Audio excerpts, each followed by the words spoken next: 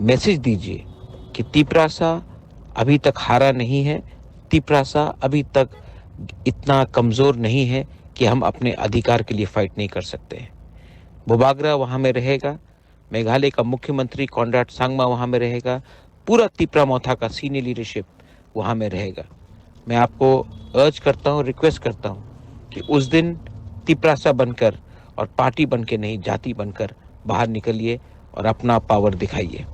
This is बोबाग्रा for all, पेलाइनो हमबाई।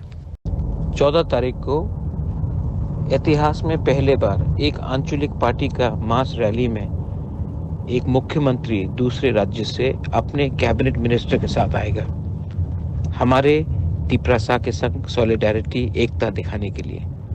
मैं आप सबको हर वीसी से दरख्वास्त करता हूं कि आप लोग अपने कामी से, अपने गांव से, हर वीसी से बड़े नंबर में आइए खुमुलुंग सिंडिकेट ग्राउंड में और मैसेज दीजिए कि तिपरासा अभी तक हारा नहीं है, तिपरासा अभी तक इतना कमज़ोर नहीं है कि हम अपने अधिकार के लिए फाइट नहीं कर सकते हैं।